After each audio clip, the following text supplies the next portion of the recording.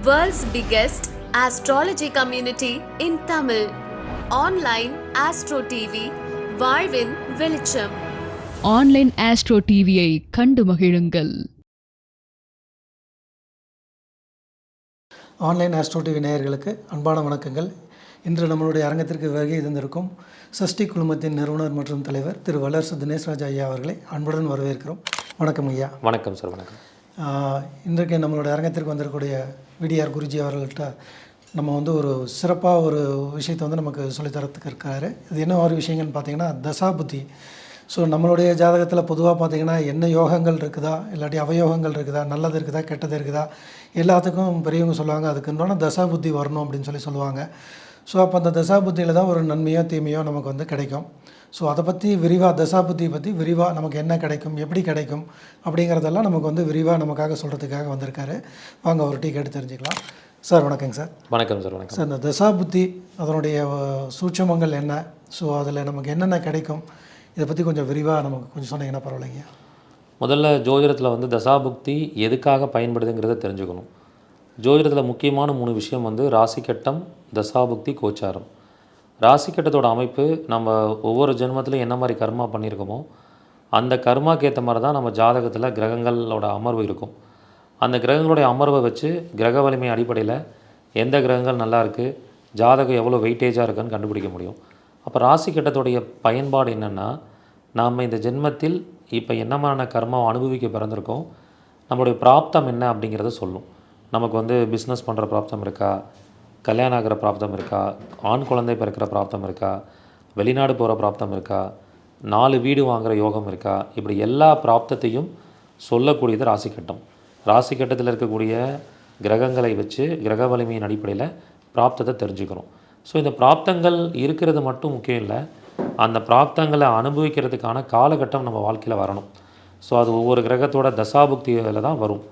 அப்போ நமக்கான பிராப்தம் எப்போது நிகழ்வுகளாக நமக்கு கிடைக்கும், அதுதான் என்னென்னு சொல்கிறாங்கன்னா ஒரு ஈவெண்ட்டோட டைமிங்கை முடிவு பண்ணுறது. அதுக்கு பேர் டைமிங் ஆஃப் ஈவெண்ட்டுன்னு சொல்லுவாங்க. ஒரு சம்பவ காலத்தை நிர்ணயம் செய்யக்கூடிய அமைப்பு தசாபுக்தியில் தான் இருக்குது. அப்போ ஒருத்தங்களுக்கு கார் வாங்குகிற யோகம் இருக்குது, பிராப்தம் இருக்குன்னா அப்போ எந்த திசையில் எந்த புத்தியில் அது வாங்குவார். திருமணமாகிற யோகம் இருக்குன்னா எந்த தசாபுக்தியில் திருமணமாகும். அதே மாதிரி அவருக்கு வெளிநாடு போகிற யோகம் இருக்குன்னா எந்த காலகட்டத்தில் எந்த தசாபுக்தியில் வெளிநாடு போவார் அப்படின்னு சொல்கிறது தான் தசாபுக்தியோட விஷயமே. இந்த தசாபுக்தி அப்படிங்கிறது இந்த காலகட்டத்தில் இது கிடைக்கும் அது சொல்லும். டைமிங் ஆஃப் ஈவெண்ட்டை முடிவு பண்ணிடலாம். அதை கோச்சார கிரகங்கள் முழுமையாக 100% அந்த நிகழ்வுகளை நடத்தி கொடுக்கும். இந்த ப்ராசஸை முதல்ல நம்ம புரிஞ்சுக்கணும். ரொம்ப கரெக்டாக சொன்னீங்க. ஒரு விஷயம் நடக்கணும் அப்படின்னா திசையோ புத்தியோ நடக்கணும், அதுக்கு கோச்சாரம் முழுசாக ஒத்துழைக்கணும் அப்படிங்கிறது சொல்கிறீங்க. ஸோ இந்த திசா புத்திகளில் நம்ம நடக்கிறது நல்லா இருக்குதா கெடுதலாக இருக்குதா, ஒருவேளை திசை நல்லா இருக்கலாம், கோச்சாரம் கெடுதலாக போகலாம், திசை கெடுதலாக இருக்கலாம், புத்தி கெடுதலாக இருக்கலாம், கோச்சாரத்தில் நன்மையாக இருக்கலாம். ஸோ இப்போ சில பேர்த்துக்கு ரெண்டும் மிக்சப் ஆகி கூட இருக்கலாம். ஸோ இப்போ அந்த மாதிரி விஷயங்களில் தசா புத்திகளை நம்ம எப்படி கையாளணும், ஸோ அதுக்கு எந்த மாதிரி விஷயங்களை நம்ம முன்னெடுத்துகிட்டு போகணுங்கிறத கொஞ்சம் விரிவாக சொன்னீங்கன்னா பரவாயில்லைங்க. பொதுவாக பார்த்திங்கன்னா ஒரு தசை நடக்கும்போது அந்த தசாநாதன் கிரகம் யாருன்னு பார்க்கணும். அந்த தசாநாதன் கிரகம் யாரோ அந்த கிரக காரகத்துவங்கள் சார்ந்த விஷயங்கள் பொதுவாகவே எல்லா மனிதர்களுக்கும் அதோடைய தாக்கங்கள் செயல்பட ஆரம்பிச்சிடும். ஸோ தசா புக்தி அப்படின்னா என்னென்னா, தசைனா திசைன்னு அர்த்தம், டைரக்ஷன் அர்த்தம். இப்போ நீங்கள் ஒரு திசையிலேருந்து இன்னொரு திசைக்கு மாற போகிறீங்க. இப்போ ஒருத்தங்களுக்கு குரு திசை நடந்துகிட்ருக்கு, அடுத்து சனி திசை வரப்போகுதுன்னா அப்போ சனி கிரகத்தோட காரகத்துவங்கள் எல்லாமே உங்கள் வாழ்க்கையில் டைரக்ஷன் பண்ண ஆரம்பிச்சிருவீங்க. அப்போ நீங்கள் டைரக்ஷன் பண்ணுறதே சனி கிரகத்தை அடிப்படையாக வச்சு தான் டைரக்ஷன் பண்ணுவீங்க. ஃபார் எக்ஸாம்பிள் வயசானவங்களுடைய தொடர்பு கிடைக்கும். அதுக்கப்புறம் எல்லா காரியங்களும் தாமதமாக நடக்கும். எல்லா விஷயங்களும் கடினமாக உழைச்சி தான் உங்களுக்கு கிடைக்கும். அதேமாதிரி நீதி நேர்மை நியாயமாக இருக்கக்கூடிய சூழல்களும் நீங்கள் தள்ளப்படுவீங்க. மேற்கு திசையை நோக்கி நிறையா பயணம் பண்ணக்கூடிய சூழல் ஏற்படும். நீங்கள் வசிக்கிற இடத்துக்கு பக்கத்தில் அந்நிய மக்கள் நிறையா இருப்பாங்க. அதே மாதிரி பார்த்திங்கன்னா சனினா எருமை மாடு, எருமை மாட்டுக்கு உதவி செய்யக்கூடிய சூழல் ஏற்படும். இந்த மாதிரி சனி சார்ந்த காரகத்துவங்கள் எல்லாமே உங்கள் வாழ்க்கைக்குள்ளே இன்வால்மெண்ட் ஆகிக்கிட்டே இருக்கும். இப்போ அதே சனி திசை முடிஞ்சு புதன் திசை வந்தால் புதன்னா உங்களோட வயசில் சின்னவங்களை அதிகமாக சந்திப்பீங்க. நிறைய புக்ஸ் படிக்கிற பழக்கம் வரும். பச்சை கலர் மேலே அதிகமாக ஆர்வம் போகும். அதேமாதிரி பெருமாள் அதிகமாக கும்பிட ஆரம்பிச்சிருவீங்க. ஸோ தோல் சம்மந்தப்பட்ட பிரச்சனைகள் வரலாம், நரம்பு பிரச்சனை வரலாம். இப்படி புதன் சார்ந்த விஷயத்துக்குள்ளே போக ஆரம்பிச்சிருவீங்க. அப்போ ஒவ்வொரு தசை மாறும்போதும் அந்த கிரகத்துக்கு உண்டான தன்மையாகவே நீங்கள் வாழ ஆரம்பிச்சிருவீங்க. இது வந்து ஒரு பொது பலனாக நடக்கும் எல்லாருக்குமே. அதுக்கப்புறம் ஜாதக ரீதியாக அந்த தசாநாதன் என்ன ஆதிபத்தியம் வாங்குறாரோ அதனுடைய பலன்கள் வந்து முழுமையாக அவங்க வாழ்க்கையில் நடக்கும். இப்போ ஒருத்தங்களுக்கு புதன் திசை ஆரம்பிக்குதுன்னா அவங்க வந்து மகர லக்னமாக இருக்காங்கன்னா 6, 9 கூடியனா புதன் வராங்க. அப்போ 6ஆம் இடங்கிறது உத்தியோகத்தை கொடுக்கும், நோயை கொடுக்கும், வழக்கு, சண்டை சச்சரவுகளை கொடுக்கும். 9ஆம் இடங்கிறது வந்து பார்த்திங்கன்னா ஆன்மீக வாழ்க்கையை கொடுக்கும், நல்ல உயர்வான ஒரு தன்மையை கொடுக்கும், அதிர்ஷ்டத்தை கொடுக்கும். இப்படி அவங்க எந்த மாதிரி வலிமையில் இருக்காங்களோ அதுக்கேற்ற மாதிரி அந்த ஆதிபத்தியங்கள் வந்து செயல்பட்டுக்கிட்டே போகும். இப்படி சூட்சமமாக அந்த விஷயத்தை எடுக்க முடியும். சிறப்புங்க. ஏன்னா இப்போ எல்லோரும் ஒரு தொழிலில் வந்து செஞ்சிட்ருப்பாங்க, ஒரு குறிப்பிட்ட ஒரு தொழிலை செஞ்சிட்ருப்பாங்க.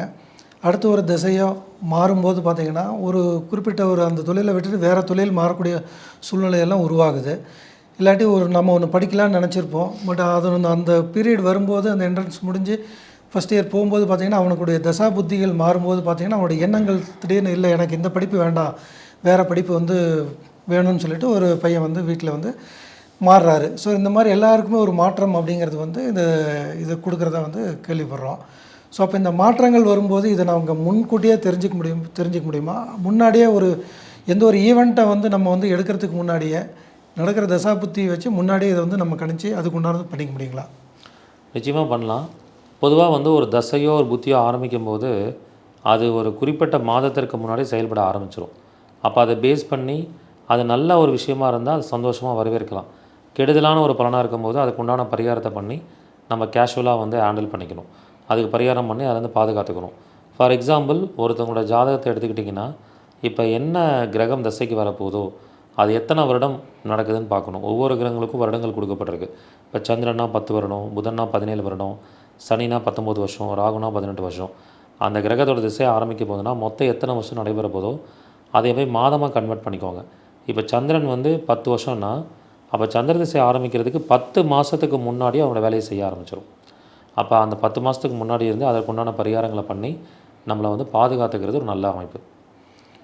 ரொம்ப சிறப்பான விளக்கங்க தாங்க. இப்போ அந்த மாதிரி ஒரு இதே பாசிட்டிவாக இருக்கும்போது பார்த்திங்கன்னா அதை வந்து அந்த தொழிலை நோக்கியோ இல்லாட்டி அந்த காரகத்துவத்தை நோக்கியோ நாங்கள் போயிடுறோம். ஸோ நெகட்டிவாக இருக்கும்போது வந்து பார்த்திங்கன்னா அதிலேருந்து பரிகாரம் மூலம் பண்ணிக்கலாம்னு சொல்கிறீங்க. இந்த தசா புத்தியில் அந்த திசை புத்தி இல்லாட்டி புத்திநாதன் அதனுடைய பாவங்கள் மட்டும் இயங்குங்களா, இல்லை வேறு ஏதாவது அதனுடைய சாரநாதன், டிஎன்ஏ இந்த மாதிரி மற்ற எந்தெந்த பாவங்கள் இயங்கும் அதிலெல்லாம் நாங்கள் எந்த மாதிரி நான் கொஞ்சம் வந்து தெரிஞ்சுக்கலாம், அதை பற்றி கொஞ்சம் விரிவாக சொன்னீங்கன்னா பரவாயில்லைங்க. அதாவது தசை நடக்கும்போது முக்கியமாக பார்க்க வேண்டிய விஷயம் என்னென்னா உங்கள் தசாநாதன் கிரகம் எந்த வீட்டில் உட்காந்துருக்கார், தசாநாதனுக்கு சொந்த பாவங்கள் என்ன, தசாநாதன் என்ன நட்சத்திரத்தில் உட்காந்துருக்கார், தசாநாதன் நின்ற நட்சத்திரநாதனுடைய சொந்த ஆதிபத்தியங்கள் என்ன, அது எங்கே உட்காந்துருக்கு. இந்த பாயிண்ட்ஸ் வந்து மிக முக்கியமாக நம்ம பார்க்கணும். அதேமாதிரி தசாநாதன் நின்ற நட்சத்திரத்தோட கர்ம பதிவு கிரகம் யார், அவர் எங்கே அமர்ந்திருக்காரு, அவரோட ஆதிபத்தியம் என்ன, இது அத்தனையும் முழுமையாக பார்த்து நாம் அதை வந்து பாவ தொடர்புகள், கிரக தொடர்புகள்னு சொல்லுவாங்க. இந்த தசையில் என்னென்ன பாவங்கள் பலன் கொடுக்க போகுது, என்னென்ன கிரகங்கள்லாம் பலன் கொடுக்க போகுதுங்கிறத மிக துல்லியமாக நம்ம எடுக்கலாம். ரொம்ப ஏன்னா எங்களுக்கெல்லாம் பார்த்திங்கன்னா இந்த தசாநாதன் புத்திநாதன் அது நின்ற நட்சத்திரம் இந்த பாவ வலிமை கிரக வலிமையெல்லாம் வந்து தெரிஞ்சால் நன்மை அப்படின்னு சொல்லியிருக்கீங்க. ஸோ அப்போ இந்த மாதிரி இந்த பாவ வலிமை கிரக வலிமை இதெல்லாம் தெரிஞ்சுக்கிறதுக்கு உங்கள்கிட்ட ஏதாவது இந்த ஆப்போ இல்லாட்டி வேறு ஏதாவது விஷயங்கள், ஏன்னா பொதுவாக பார்த்திங்கன்னா எங்களுடைய ஜாதகத்தில் பார்க்கும்போது இந்த எல்லா விஷயத்தையும் எங்களால் வந்து ஒரு சமயத்தில் தெரிஞ்சிக்க முடியாது. ஸோ இதுக்கெல்லாம் ஏதாவது நீங்கள் ஒரு வழிகாட்டுதல் வச்சுருக்கீங்களா, அதை பற்றி கொஞ்சம் சொன்னீங்கன்னா பரவாயில்லைங்க. பொதுவாக வந்து நம்ம அப்ளிகேஷன் மூலிமா நம்ம ஜாதகத்தை போட்ட உடனே நம்ம ஜாதகத்தோட ராசி கட்டம் நமக்கு என்ன தசாபுத்தி நடக்குதுங்கிறத தெரிஞ்சுக்க முடியும்.